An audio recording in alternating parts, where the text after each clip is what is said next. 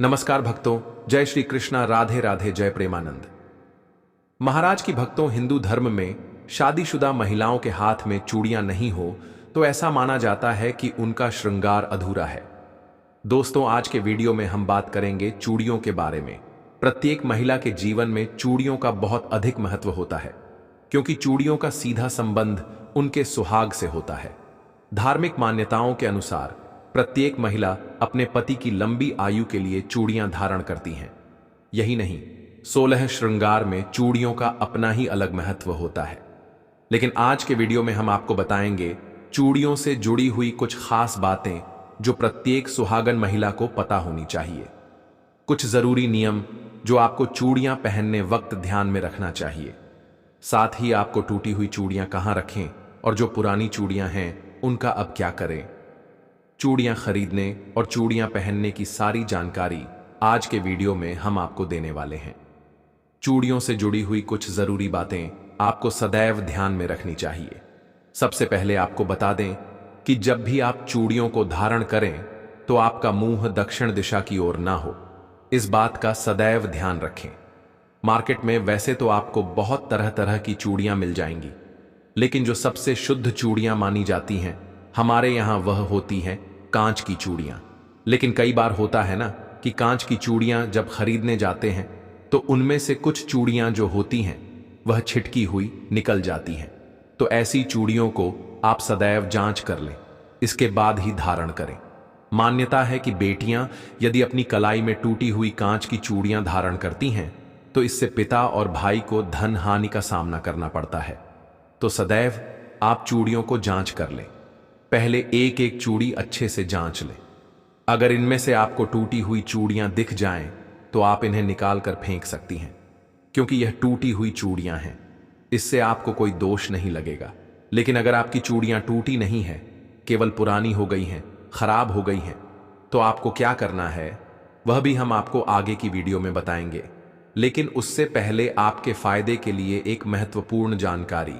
भक्तों, अगर आप भी चाहते हैं कि लक्ष्मी माता का आशीर्वाद आप पर बना रहे तो इस वीडियो को एक लाइक करें और आपके अपने चैनल्स को सब्सक्राइब कर लें और कमेंट बॉक्स में जय लक्ष्मी माता जरूर लिखें। और साथ ही आप अपनी राशि को कमेंट बॉक्स में जरूर लिख दें, क्योंकि हम राशि से जुड़ा भाग्य भी बताते हैं और भाग में चल रही परेशानियों को तत्काल दूर करने के लिए आसान से आसान उपाय भी बताते हैं। इसलिए आप अपनी राशि कमेंट बॉक्स में जरूर लिख दें। भक्तों, अगली बात जो चूड़ियों से जुड़ी हुई आपको हमेशा ध्यान में रखनी चाहिए वह यह है कि कभी भी दो हाथों में बराबर चूड़ियां नहीं पहननी चाहिए।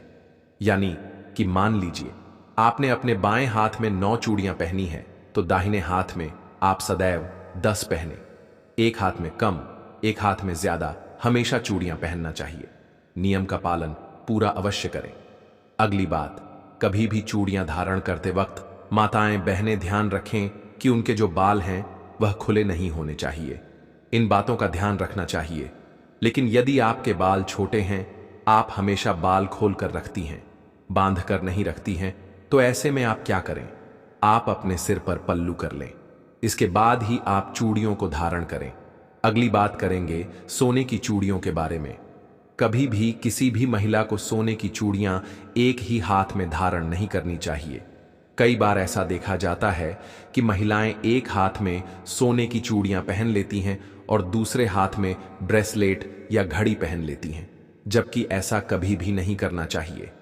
आप जब भी सोने की चूड़ियां पहने तो दोनों हाथों में अवश्य पहने। अब बात करेंगे शाखा पोल या कंगन के बारे में। तो यह जो सुहाग की निशानी होती है, इसके साथ भी एक बहुत ही जरूरी नियम होता है जो मैं आपको बताऊंगी। जब भी आप सिंदूर लगाएं तो सिंदूर धारण करते वक्त आपकी उंगली में जो सिंदूर का हिस्सा थोड़ा सा बच जाता है वह सिंदूर इस शाखा पोल या कंगन में लगा लें। ऐसा कहा जाता है कि इससे सुहाग की उम्र बढ़ती है। तो इस बात का ध्यान रखें, जो भी माताएं हमारी शाखा पोल धारण करती हैं वह नियम अवश्य करें। दूसरी बात, चूड़ियां अपने आप में सुहाग की निशानी है। अगर आपको बहुत ज्यादा चूड़ियां पहनने से कोई दिक्कत होती है या चूड़ियों से एलर्जी हो जाती है, तो अगर आप बहुत ज्यादा चूड़ियां नहीं पहन सकती हैं तो आप शाखा पोल अवश्य धारण करें। इसके बाद आप चाहें तो 2 चूड़ियां हाथ में लगा सकती हैं, और अगर नहीं भी लगती हैं तो यह अशुभ नहीं माना जाता।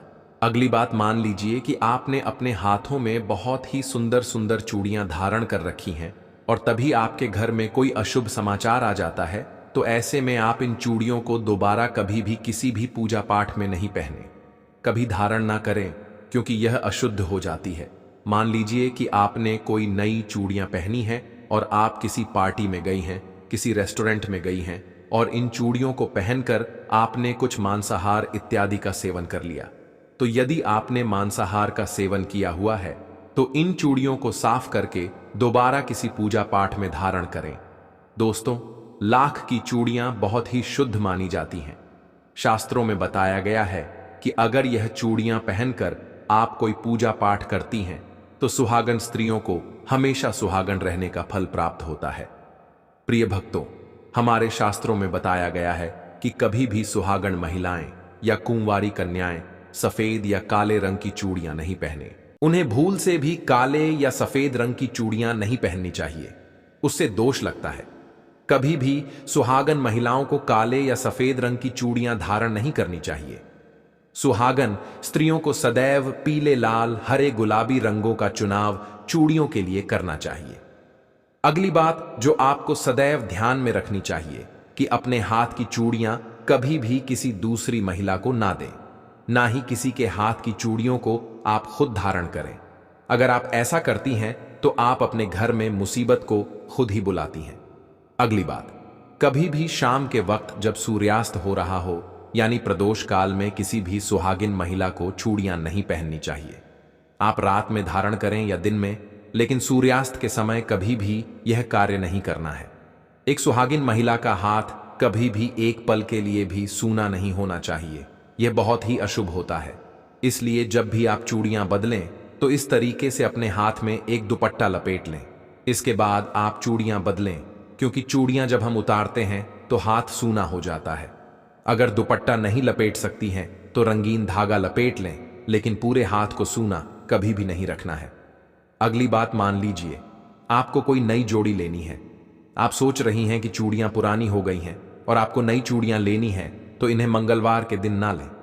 आपके द्वारा संभव हो तो शुक्रवार के दिन चूड़ियां लें, यह बहुत ही शुभ होता है। लेकिन मंगलवार के दिन कभी भी चूड़ियों की खरीदारी ना करें। भक्तों, चूड़ियां हमारे सुहाग का प्रतीक होती हैं, हमारे सौभाग्य की निशानी होती है, और मां भगवती को भी हम इन्हीं चूड़ियों के माध्यम से अपनी श्रद्धा प्रकट करते हैं। इसलिए इनका आदर करना, इन्हें सही तरीके से संभाल कर रखना हर सुहागन स्त्री का कर्तव्य होता है। देखिए, अक्सर हमारे घरों में क्या होता है, शादी के बाद महीनों और सालों तक हम चूड़ियां पहनते रहते हैं। कई चूड़ियां पुरानी हो जाती हैं, कई टूट जाती हैं, कई इतनी पुरानी हो जाती हैं कि पहनने लायक नहीं रहती। ऐसे में कई महिलाएं उन्हें घर के कचरे में डाल देती हैं या कहीं भी इधर उधर फेंक देती हैं, लेकिन यह बिल्कुल भी ठीक नहीं माना जाता। पुरानी चूड़ियों को आप यूं ही कूड़े में ना डालें, बल्कि इन्हें इकट्ठा कर लें। जब भी आपको लगे कि आपकी चूड़ियां पुरानी हो गई हैं तो उन्हें साफ करके किसी एक डिब्बे या थैली में सहेज कर रख लें। चाहे तो आप इन चूड़ियों में एक धागा या रस्सी डालकर आपस में बांध भी सकती हैं, ताकि यह बिखरे नहीं। जब भी आपको सही समय और उचित अवसर मिले, जैसे कि आप किसी तीर्थ स्थान पर जाएं, नदी किनारे जाएं या किसी ऐसी जगह जाएं जहां पवित्र जलधारा बहती हो, तो आप इन चूड़ियों को वहां मां गंगा या किसी पवित्र नदी में विसर्जित कर दें। कहते हैं कि इससे आपके सुहाग की रक्षा होती है, आपके पति पर कोई भी संकट नहीं आता और देवी मां आपके घर परिवार को हमेशा अपनी कृपा में रखती है। अब बात आती है उन चूड़ियों की जो आप पीरियड्स के दौरान पहनती हैं। देखिए, हर महिला को पता है कि पीरियड्स के दौरान शरीर अशुद्ध अवस्था में होता है। ऐसे में जब आप पूजा पाठ करती हैं तो यह मान्यता रहती है कि जो चीजें आपने उस अशुद्ध समय में धारण की होती हैं उन्हें बदल देना चाहिए। इसीलिए जैसे ही आपके पीरियड्स खत्म होते हैं, आप अच्छे से स्नान करें, बाल धोएं और अपने तन मन को पवित्र करें। उसके बाद जो चूड़ियां आपने उन दिनों में पहनी थीं, उन्हें उतार कर अलग रख दें और फिर से नई चूड़ियां पहन लें, ताकि जब भी आप देवी देवताओं की पूजा करें तो पूरी शुद्धता बनी रहे। एक और बात जिसका हर बहन को ध्यान रखना चाहिए, हम अक्सर देखते हैं कि सहेलियां, रिश्तेदार एक दूसरे की चीजें खुशी खुशी शेयर कर लेती हैं। यह आदत भी अच्छी होती है, मगर शादी के बाद कुछ चीजें ऐसी होती हैं जिन्हें आपसी प्यार में भी नहीं बांटना चाहिए। कहते हैं कि मांग का सिंदूर, आंखों का काजल, माथे की बिंदी, हाथों की चूड़ियां और पैरों की पायल, यह 5 चीजें कभी भी किसी दूसरी सुहागन स्त्री को नहीं देनी चाहिए और ना ही लेनी चाहिए। यह कोई अंधविश्वास नहीं, बल्कि पीढ़ियों से चली आ रही मान्यता है कि इन चीजों के आपसी लेन देन से पति के रिश्तों में दरार आ सकती है, रिश्तों में दूरियां बढ़ सकती हैं और सौभाग्य पर किसी की बुरी नजर लग सकती है। इसलिए आप कितनी भी अच्छी दोस्त क्यों ना हो, कितनी भी प्यारी बहन क्यों ना हो, इन चीजों को शेयर करने से बचें। यह सारी बातें सुनने में भले ही छोटी लगे, लेकिन इनका पालन करने से आपके घर परिवार में खुशहाली बनी रहती है, पति की उम्र लंबी होती है और आपके दांपत्य जीवन में सुख शांति बनी रहती है। यह कोई दिखावा नहीं, बल्कि अपने सुहाग और सौभाग्य के प्रति सम्मान है। मां भगवती भी उसी स्त्री पर प्रसन्न होती हैं जो अपने सुहाग की चीजों को आदर देती है, उनका सही तरीके से उपयोग करती है और उन्हें पवित्रता से रखती है। तो मेरी प्यारी बहनों, आज से ही ठान लीजिए कि पुरानी चूड़ियों को आप फेंकेंगी नहीं, उन्हें अच्छे से इकट्ठा करके पवित्र नदी में विसर्जित करेंगी। पीरियड्स के बाद पुरानी चूड़ियों को बदलकर नई चूड़ियां पहनेंगी और अपनी सुहाग की निशानियों को किसी से भी शेयर नहीं करेंगी। विश्वास मानिए, यह छोटी छोटी सावधानियां आपके घर में सुख शांति और सौभाग्य को हमेशा बनाए रखेंगी। चलिए भक्तों, अब जानते हैं 16 श्रृंगार के बारे में कुछ महत्वपूर्ण बातों को, जैसे कि 16 श्रृंगार में से क्या क्या पहनना चाहिए और क्या क्या नहीं पहनना चाहिए, क्या क्या पहनने से घर में गरीबी और कंगाली आती है। तो चलिए जानते हैं इनके साथ साथ और भी महत्वपूर्ण जानकारी को। भक्तों, आज मैं आपसे एक ऐसा विषय साझा करने जा रही हूं जो हर स्त्री के जीवन का अभिन्न हिस्सा है और जिसे हम सब ने अपने घरों में अपनी माताओं, दादियों और बहनों के रूप में हमेशा देखा है।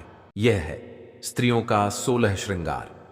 अक्सर हम लोग सोचते हैं कि श्रृंगार केवल सजावट की चीज है, केवल सुंदर दिखने का एक साधन है, लेकिन सच्चाई इससे कहीं गहरी और अद्भुत है।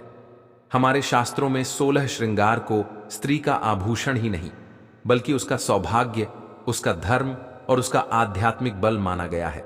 कहा जाता है कि जब कोई स्त्री पूरे 16 श्रृंगार से सजी होती है तो वह स्वयं मां लक्ष्मी का रूप धारण कर लेती है।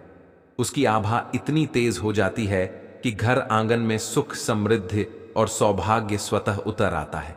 लेकिन यहां एक गहरी बात है, ये श्रृंगार तभी शुभ फल देते हैं जब उन्हें सही तरीके से पहना जाए, शुद्ध भाव से धारण किया जाए। अगर इन्हें अशुद्ध रूप से, गलत समय पर या टूटी फूटी अवस्था में पहन लिया जाए तो वही श्रृंगार जो वरदान होना चाहिए था, वह अभिशाप बन जाता है। घर में कलह क्लेश, दरिद्रता, पति पर संकट और वास्तु दोष पैदा होने लगता है। सबसे पहले बात आती है सिंदूर की। स्त्री के सौभाग्य का सबसे बड़ा प्रतीक यही है। मांग में भरा सिंदूर केवल लाल रंग की एक लकीर नहीं है, यह उस अग्नि का प्रतीक है जो पति पत्नी के रिश्ते को अखंड बनाए रखती है। लेकिन इसे लगाने के नियम हैं। सुबह स्नान ध्यान करके दाहिने हाथ से साफ सुथरे मन से सिंदूर भरना चाहिए। रात को सोने से पहले इसे हटा देना चाहिए। अगर कोई स्त्री रात भर सिंदूर लगाए सोती है तो माना जाता है कि पति पत्नी के बीच तकरार बढ़ती है और घर की शांति भंग होती है। अब बात करते हैं बिंदी की। बिंदी केवल सजावट का हिस्सा नहीं है, यह आज्ञा चक्र को जागृत करती है। लाल बिंदी स्त्री के सौभाग्य और समृद्धि का प्रतीक है। गोल बिंदी हमेशा शुभ मानी जाती है, लेकिन काली बिंदी को हर समय लगाना ठीक नहीं है। काली बिंदी केवल नजर दोष से बचने के लिए लगाई जानी चाहिए। यदि इसे आदत बना लिया जाए तो घर में दरिद्रता आने लगती है और वास्तु दोष उत्पन्न होता है। काजल का अपना ही एक अलग महत्व है और यह केवल सजने संवरने की चीज नहीं है, बल्कि इसके पीछे एक भावनात्मक और धार्मिक जुड़ाव भी छिपा हुआ है। कहते हैं कि जब माता यशोदा अपने नन्हे कन्हैया की आंखों में काजल लगाती थीं, तो उनका यही विश्वास होता था कि यह काजल उनके लाल को हर बुरी नजर से बचाएगा। उस समय यह सिर्फ सौंदर्य का साधन नहीं था, बल्कि एक प्रकार का रक्षा कवच भी था जो मां के स्नेह और विश्वास से जुड़ा हुआ था। तभी तो आज तक यह परंपरा चली आ रही है कि काजल आंखों को सुंदर तो बनाता ही है, साथ ही नजर दोष से बचाने वाला एक साधन भी माना जाता है। लेकिन इसके साथ एक बात समझना जरूरी है कि काजल तभी शुभ और लाभकारी होता है जब वह शुद्ध हो। आजकल बाजारों में नकली और केमिकल से बने काजल आसानी से मिल जाते हैं जो आंखों को नुकसान पहुंचा सकते हैं। ऐसा काजल लगाने से न तो उसका धार्मिक लाभ मिलता है और न ही यह सेहत के लिए अच्छा होता है। इसलिए कहा जाता है कि सबसे उत्तम काजल वही है जो घर पर शुद्ध घी से बनाया गया हो। शुद्ध घी से बना काजल आंखों की रोशनी को भी बढ़ाता है, उन्हें ठंडक पहुंचाता है और साथ ही साथ देवी देवताओं की कृपा भी बनाए रखता है। इसलिए जब भी काजल का प्रयोग करें तो यह ध्यान रखें कि वह शुद्ध और सात्विक हो, क्योंकि आंखों का काजल केवल चेहरे की शोभा बढ़ाने के लिए नहीं, बल्कि नजर दोष और नकारात्मक शक्तियों से बचाने वाला एक अदृश्य कवच भी होता है। नाक की नथ केवल गहना भर नहीं है, बल्कि यह स्त्री के श्रृंगार का बेहद महत्वपूर्ण हिस्सा मानी जाती है। भारतीय परंपरा में इसे विवाहिता का प्रतीक समझा गया है। जब स्त्री अपने श्रृंगार में नथ धारण करती है तो वह न सिर्फ रूप रंग में चार चांद लगाती है, बल्कि यह उसके वैवाहिक जीवन की पवित्रता और सम्मान का भी प्रतीक होता है। नथ के साथ जुड़ी मान्यताएं इतनी गहरी हैं कि इसे केवल सजने का साधन नहीं, बल्कि सौभाग्य का चिन्ह माना गया है। परंतु इसके प्रयोग में कुछ सावधानियां भी जरूरी मानी गई हैं। कहा जाता है कि टूटी हुई नथ पहनना कभी भी शुभ नहीं होता। टूटा हुआ गहना अपशकुन का संकेत माना जाता है और विशेषकर नथ जैसी विवाहिता के प्रतीक वस्तु का टूटा होना वैवाहिक जीवन में दरार या रिश्तों में दूरी ला सकता है। इसी तरह किसी और की पुरानी नथ पहनना भी उचित नहीं माना गया है, क्योंकि गहनों में उस व्यक्ति की ऊर्जा और संस्कार जुड़े रहते हैं और उन्हें धारण करने से नकारात्मक प्रभाव भी पड़ सकता है। इसके अलावा अशुद्ध अवस्था में नथ पहनना भी भारी अपशकुन माना जाता है। श्रृंगार का संबंध केवल बाहरी सौंदर्य से नहीं, बल्कि भीतर की पवित्रता से भी होता है। जब स्त्री नथ जैसी चीज पहनती है तो उसके साथ उसका मन और तन दोनों ही सात्विक और शुद्ध होने चाहिए। तभी यह गहना सौभाग्य और सुख समृद्धि का प्रतीक बनता है। कहा जाता है कि इन बातों की अनदेखी करने से कभी कभी पति पत्नी के रिश्तों में तनाव बढ़ने लगता है और कई बार पति पर संकट का साया भी मंडराने लगता है। इसलिए नथ को हमेशा आदर और पवित्रता के भाव से धारण करना चाहिए, ताकि यह न सिर्फ सौंदर्य बढ़ाए बल्कि दांपत्य जीवन में सुख और स्थिरता भी बनाए रखे। मेहंदी का नाम आते ही मन में खुशियों और शुभ अवसरों की छवि उभर आती है। भारतीय परंपरा में मेहंदी को सौभाग्य और मंगल का प्रतीक माना गया है। शादी ब्याह जैसे बड़े अवसरों पर तो मेहंदी की एक खास रस्म होती है, जिसमें दुल्हन के हाथों और पैरों पर मेहंदी रचाई जाती है। मान्यता है कि जितनी गहरी और सुंदर मेहंदी रचती है, उतना ही पति का प्रेम गहरा होता है और वैवाहिक जीवन में सुख समृद्धि बनी रहती है। मेहंदी की गहरी रंगत को दांपत्य प्रेम, सौभाग्य और खुशहाली का आशीर्वाद माना गया है, लेकिन इसके साथ ही यह भी माना जाता है कि मेहंदी अधूरी रह जाए या फीकी पड़ जाए तो यह अशुभ संकेत देती है। अधूरी या हल्की मेहंदी को रिश्तों में कमी या भविष्य में आने वाली किसी रुकावट का प्रतीक समझा जाता है। इसीलिए मेहंदी रचाते समय केवल सजावट के भाव से नहीं, बल्कि पूरे मन से, श्रद्धा और शुद्ध भाव से इसे लगाना चाहिए। कहा जाता है कि जब मन में पवित्रता और प्रेम की भावना हो, तभी मेहंदी भी सुर्ख होकर रचती है और उसका रंग लंबे समय तक टिका रहता है। इसी कारण से मेहंदी को केवल सुंदरता का हिस्सा न मानकर इसे एक पवित्र परंपरा के रूप में अपनाना चाहिए। जब इसे पूरी निष्ठा और शुभ भाव से लगाया जाता है तो यह न सिर्फ हाथों को सजाती है, बल्कि जीवन में सौभाग्य और प्रेम का स्थायी रंग भी भर देती है। मंगलसूत्र को कभी भी सिर्फ गले की चेन या गहना मत समझिए। यह स्त्री के लिए उसका सबसे बड़ा सौभाग्य माना जाता है और पति की लंबी उम्र का प्रतीक भी होता है। जब कोई स्त्री मंगलसूत्र धारण करती है तो उसके साथ उसका पूरा वैवाहिक जीवन, उसका सम्मान और उसके पति की सुरक्षा जुड़ी होती है। यही कारण है कि शादी के बाद इसे हर विवाहिता के लिए सबसे पवित्र आभूषण माना गया है। मंगलसूत्र को संभाल कर रखना उतना ही जरूरी है जितना कि उसे पहनना। इसे कभी भी लापरवाही से कहीं फेंक देना या बिना ध्यान दिए उतार कर रख देना अशुभ माना जाता है। सबसे बड़ी सावधानी यह है कि टूटा हुआ मंगलसूत्र कभी भी नहीं पहनना चाहिए, क्योंकि टूटा हुआ मंगलसूत्र वैवाहिक जीवन में बाधा का संकेत माना जाता है और कई बार यह पति के जीवन पर संकट के बादल भी ला सकता है। इसलिए मंगलसूत्र को हमेशा आदर और श्रद्धा के साथ धारण करना चाहिए। जब यह सही अवस्था में और पूरी पवित्रता के भाव से पहना जाता है तो यह न केवल विवाहिता की शोभा बढ़ाता है बल्कि उसके दाम्पत्य जीवन में स्थिरता, प्रेम और सौभाग्य भी बनाए रखता है। चूड़ियां स्त्री के श्रृंगार की पहचान मानी जाती है। उनकी मधुर खनक न सिर्फ सौंदर्य को निखारती है बल्कि घर आंगन में मानो सुख और समृद्धि का संगीत बिखेर देती है। कहते हैं कि जब स्त्री के हाथों में चूड़ियां खनकती हैं तो वह घर के वातावरण को भी सकारात्मक ऊर्जा से भर देती है। इसीलिए हर शुभ अवसर पर और विशेषकर विवाहिता स्त्रियों के लिए चूड़ियां धारण करना बेहद पावन माना गया है। लेकिन यह भी मान्यता है कि चूड़ियों के मामले में लापरवाही नहीं करनी चाहिए। टूटी हुई चूड़ियां पहनना अशुभ माना जाता है, क्योंकि टूटा हुआ गहना नकारात्मकता का संकेत देता है और घर में दरिद्रता लाने वाला होता है। इसी प्रकार धुंधली या पुरानी चूड़ियां भी वास्तु दोष उत्पन्न करती हैं, जिससे घर में बरकत रुक सकती है और सुख शांति कम होने लगती है। चूड़ियों का रंग भी बड़ा मायने रखता है। परंपराओं में हमेशा लाल, हरी और सुनहरी चूड़ियों को शुभ बताया गया है। लाल रंग प्रेम और ऊर्जा का प्रतीक है, हरा रंग सौभाग्य और समृद्धि का द्योतक है, जबकि सुनहरी चूड़ियां मान, सम्मान और ऐश्वर्य की प्रतीक मानी जाती हैं।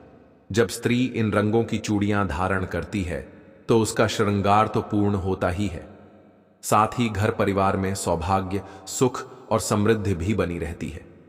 बिछिया और पायल का महत्व स्त्री के श्रृंगार में सबसे खास माना जाता है। बिछिया तो वैसे भी केवल विवाहिता स्त्रियों का गहना है, जिसे पहनकर वह अपने सुहाग और सौभाग्य का संकेत देती है।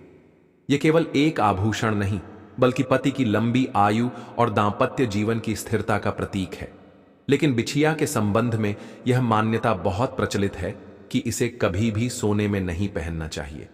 सोना सूर्य का प्रतीक माना गया है और सूर्य की ऊर्जा को पैरों में धारण करना अशुभ फल देने वाला समझा जाता है। इसलिए बिछिया हमेशा चांदी की ही शुभ मानी जाती है। इसी तरह पायल का भी अपना अलग महत्व है। पायल की मधुर झंकार घर आंगन में सकारात्मक ऊर्जा का संचार करती है और यह भी मान्यता है कि इससे वातावरण में लक्ष्मी का वास होता है। लेकिन पायल भी तभी शुभ होती है जब वह चांदी की बनी हो। सोने की पायल पहनना अशुभ माना गया है, क्योंकि सोना पैरों में धारण करने से घर की लक्ष्मी रूठ जाती है और घर में दरिद्रता का वास हो सकता है। चांदी की पायल न सिर्फ मंगल और सौभाग्य लाती है बल्कि यह स्त्री के श्रृंगार को पूर्णता भी देती है। इसी कारण से बिछिया और पायल को हमेशा चांदी का ही धारण करना श्रेष्ठ माना गया है। जब विवाहिता स्त्री इन्हें नियम और श्रद्धा के साथ पहनती है तो यह उसके सौंदर्य को तो बढ़ाते ही हैं, साथ ही परिवार में सुख, शांति और समृद्धि का स्थायी आधार भी बनते हैं। मांग टीका भी बहुत शक्तिशाली श्रृंगार है। यह सिर के मध्य भाग में पहना जाता है और ब्रह्मस्थान को स्पर्श करता है। यहां से स्त्री की ऊर्जा का संतुलन होता है। अगर मांग टीका टूटा हुआ हो या गंदा हो तो यह परिवार पर संकट ले आता है। अंगूठियां और बाजूबंद भी श्रृंगार का हिस्सा हैं, लेकिन यहां ध्यान रखना है कि कभी किसी और की पुरानी अंगूठी मत पहनिए। लोहे की अंगूठी को भी स्त्रियों के लिए अपशकुन माना गया है। और सबसे बड़ी बात यह है कि 16 श्रृंगार का असली महत्व तब है जब स्त्री इन्हें शुद्ध मन से धारण करे। केवल दिखावे या फैशन के लिए पहनना अशुभ है। अगर श्रद्धा और सौभाग्य की भावना से इन्हें पहना जाए तो घर में लक्ष्मी का वास होता है, पति का जीवन लंबा होता है